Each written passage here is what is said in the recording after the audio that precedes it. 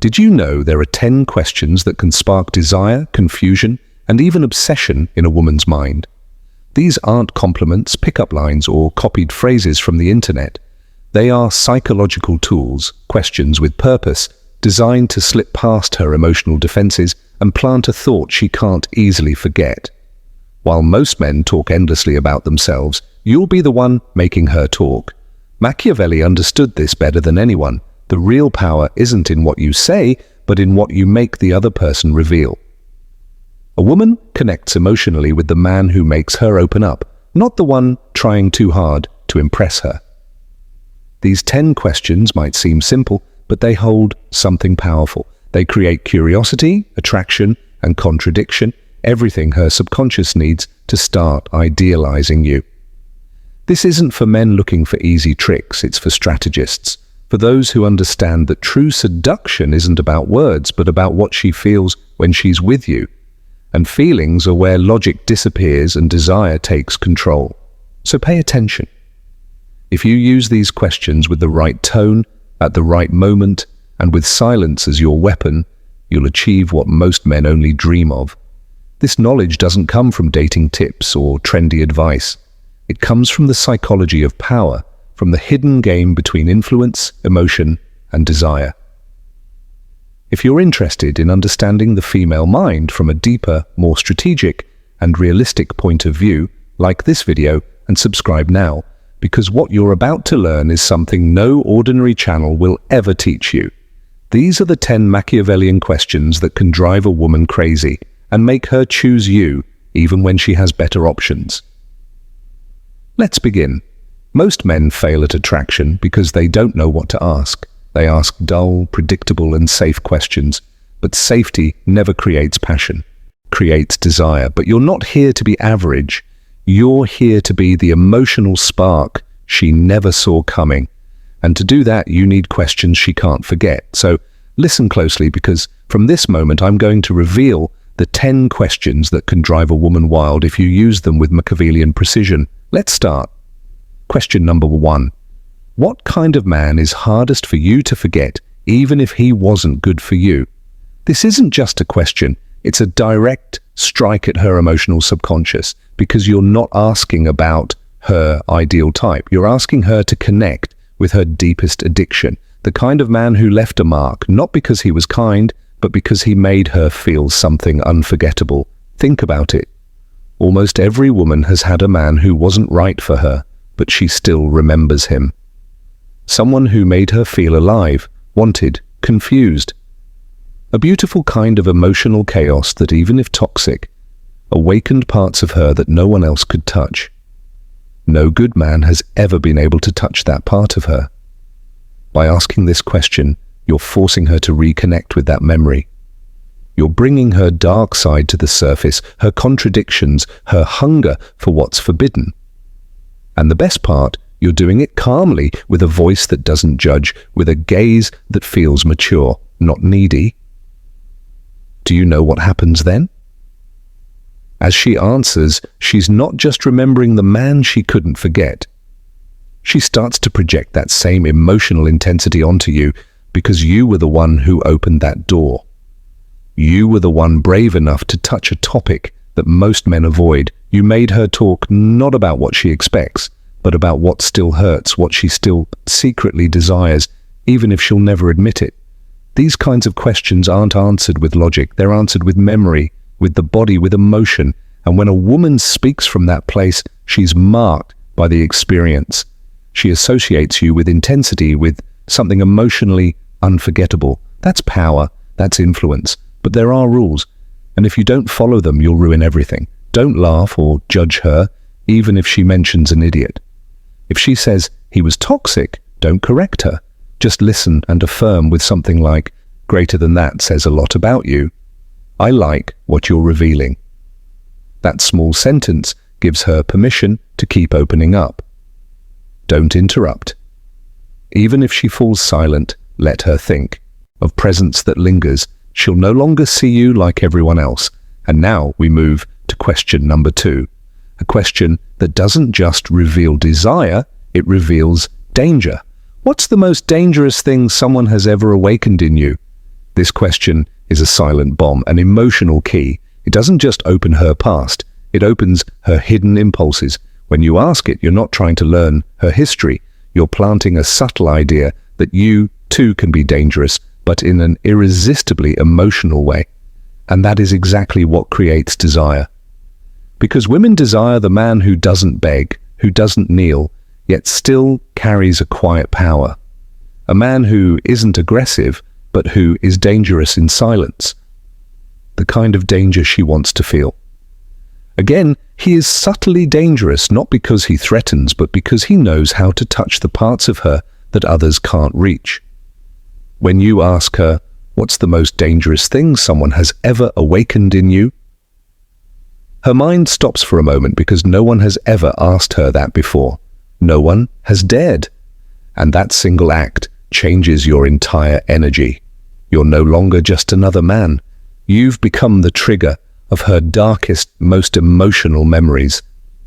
She'll pause, take a slow breath, and maybe whisper, I don't know if I should tell you this. And right there, you don't push. You just look at her with a calm, knowing smile and say, it's okay. Sometimes the dangerous things are also the most beautiful. That line invites her to explore her shadow with you. And when a woman feels she can reveal her dark side and still be accepted, a new kind of emotional intimacy is born. The kind that borders on addiction. Why? Because most men only want to see her light, her beauty, her surface. But you're reaching for the wild, the untamed part of her.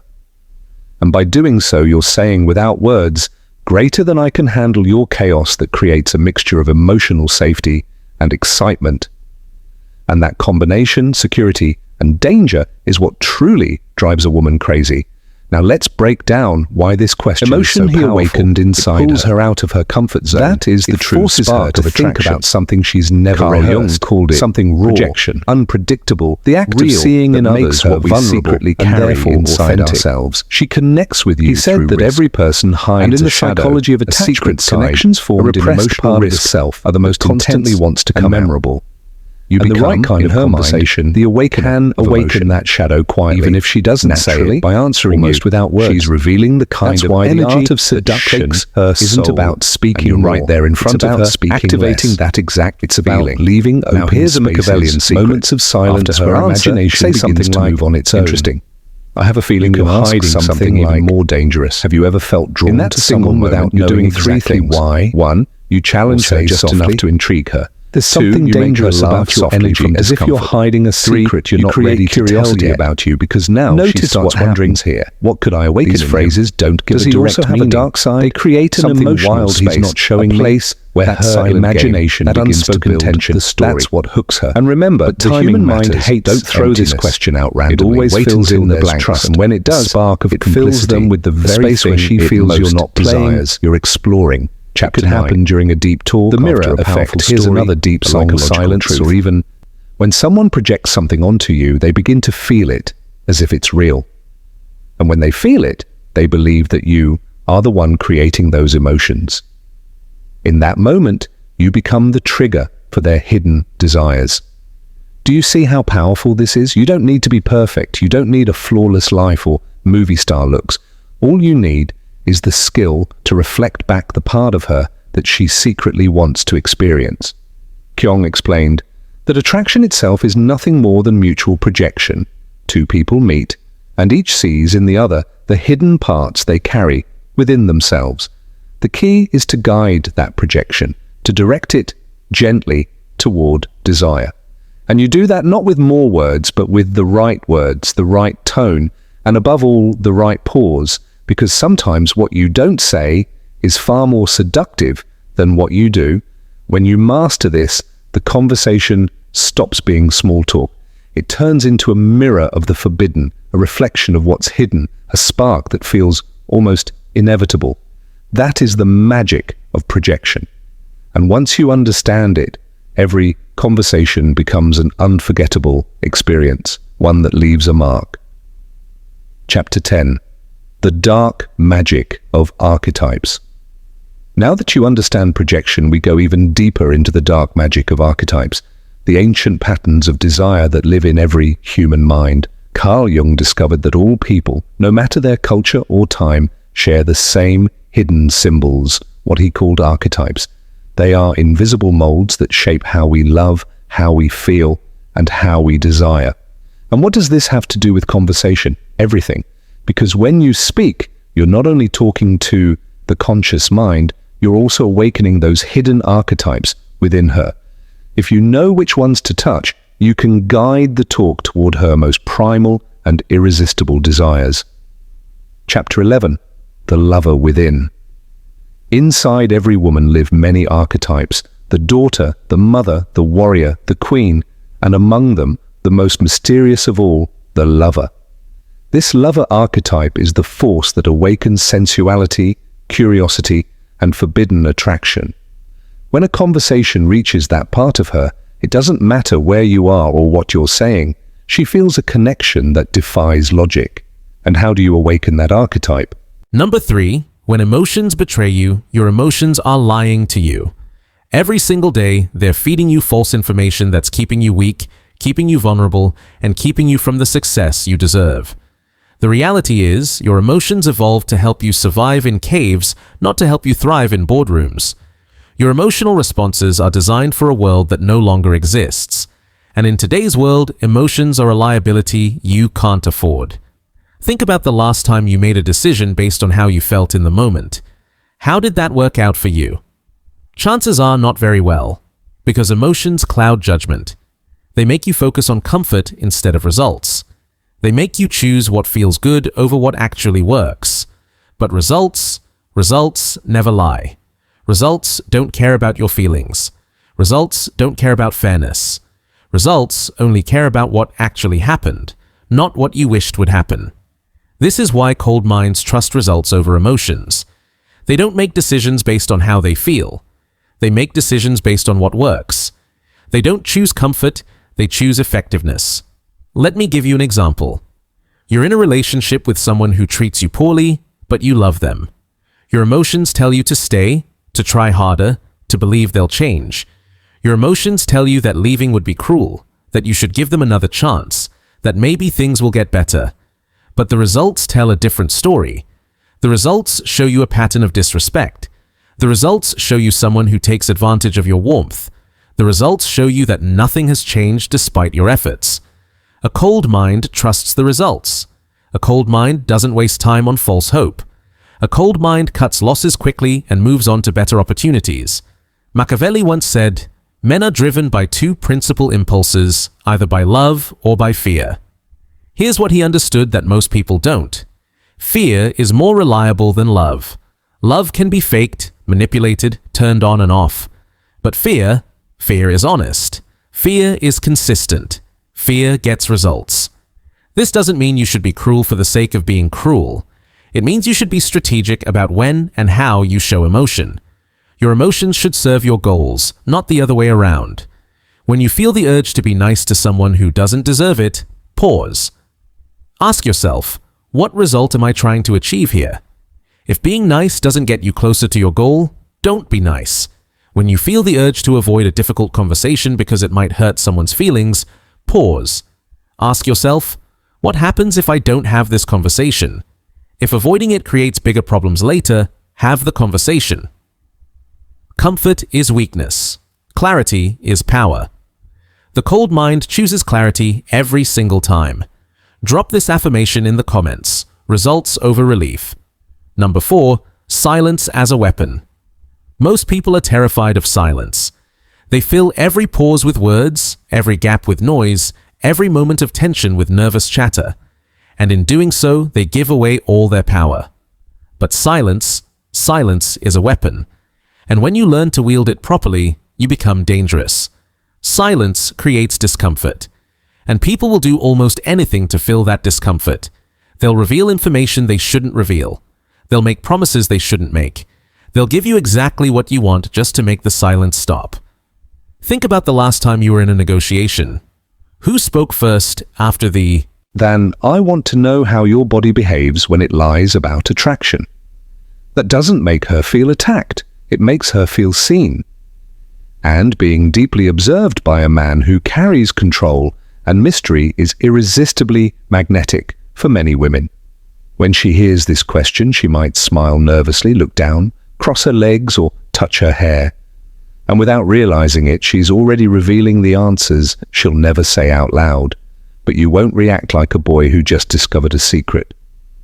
You'll stay calm, watching her with quiet confidence, a slow, knowing smile, as if you understand that her little discomfort is the beginning of something she doesn't yet dare to name.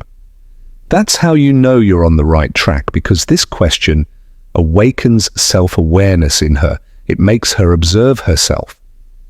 And once that happens, every time she talks to you, her body becomes more alive, more present, more awake, even if she tries to hide it.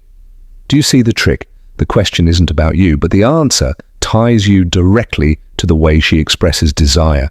It's a subtle game, and you're the one in control. Now, why does this question work so well? Let me explain. It activates her emotional brain.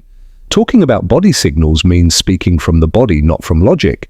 It connects her to you on a sensory level. It forces her to show a kind of hidden vulnerability, because even if she doesn't say, "I like you," if she answers honestly, she's secretly telling you how you'll know when she does, or maybe that she already does, but she's hiding it. That instantly positions you as a reader of emotions, not the average man waiting for obvious signs, but someone who can decode her hidden language. And here comes the Machiavellian part. If she says something like, "Well, sometimes I smile more than usual, or I get a little nervous," you can calmly reply, "Interesting. You just did that right now." Then hold her gaze. Pause. That moment disarms her. It creates a micro-tension charged with silent, erotic energy. A kind of emotional vibration that doesn't need to be sexual to feel intense. The key here is control. Don't exaggerate, don't laugh, don't flirt like a teenager. Just observe her, let her feel subtly exposed, but in a way that she enjoys. This kind of interaction is unforgettable because it makes her feel desired without words, understood without invasion. And on a neurological level, it activates dopamine, curiosity, and attraction. But most importantly, it implants the idea that you see more than you show. A piece of advice: use this question in a quiet, intimate moment, not when there's noise or distraction. Ask it when the setting allows for pauses, glances, and silence. Then let her process it, because once she feels that you can read her micro-signals, her body will never be able to lie to you again the next time she sees you. And now comes question number 4, a question that awakens her protective instinct and her need for deep emotional connection. What's your most secret weakness, the one only someone truly special could ever discover? This isn't curiosity, it's an invitation. An intimate, elegant way of saying, "Greater than I want to enter your emotional world, but I'll do it gently." The power of this question lies in the balance it creates between vulnerability and exclusivity. You're not asking for just any flaw. You're asking for a confession, one she would only reveal to someone who makes her feel safe and special. And if she answers, that alone is already a kind of validation, a sign that she sees you as that special person. Often she won't answer directly. She might say, "I don't know if I should tell you that." And that's exactly where the magic happens. Her hesitation isn't rejection, it's tension, it's testing, it's play. You can softly respond, "You don't have to tell me, but now you've made me imagine it." That single line sparks her imagination. It gives her the feeling of control, but at the same time it keeps you inside her thoughts, looping in her curiosity and desire. Because when a woman feels safe enough to reveal her weakness, and you handle it with grace, she starts to associate you with something few men can give: emotional danger that feels safe. Simple English version, extended script. When you keep calm and stay in control, the effect is powerful.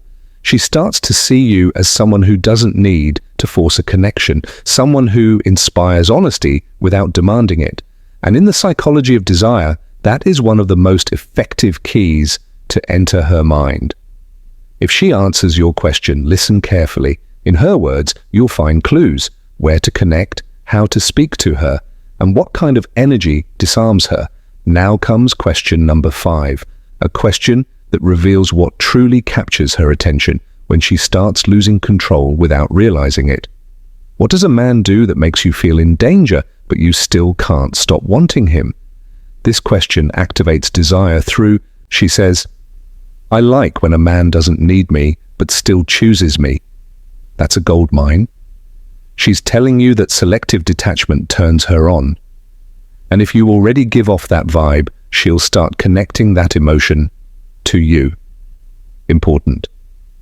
This question isn't about making her feel insecure. It's about discovering her emotional edge and moving gently along that line. That's the true Machiavellian essence.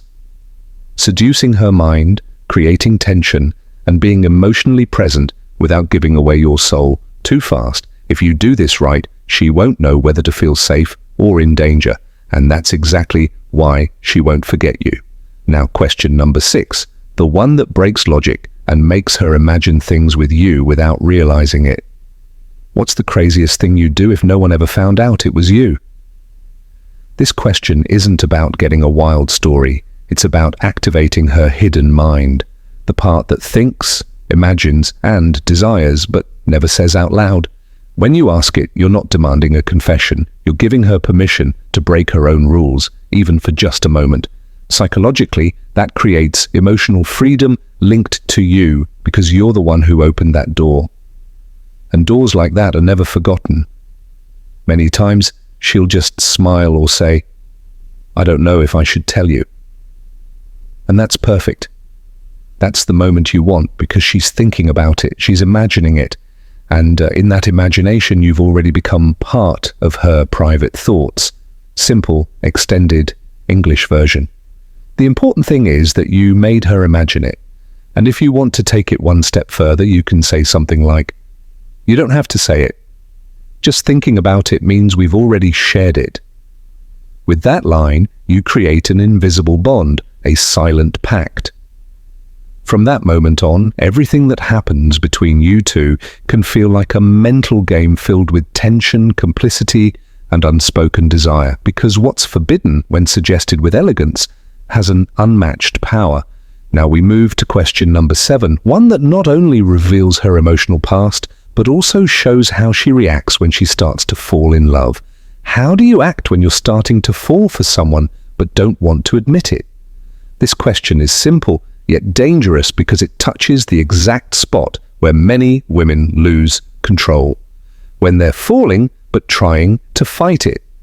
The fascinating part is you're not asking if she's been in love, you're asking how she hides it, how she denies it, how she tries to stay in control while burning inside. Why is this so powerful? Because while answering, she's reliving in her mind every time that's ever happened to her. And if she already feels even a small spark of attraction toward you, she'll start thinking, "I'm starting to do that same thing with him." You're making her analyze herself with you as the trigger. And if she says something like, "I usually pull away or act cold, so it doesn't show," you can reply with a light smile. "So if you ever start acting distant, I'll know I'm causing something."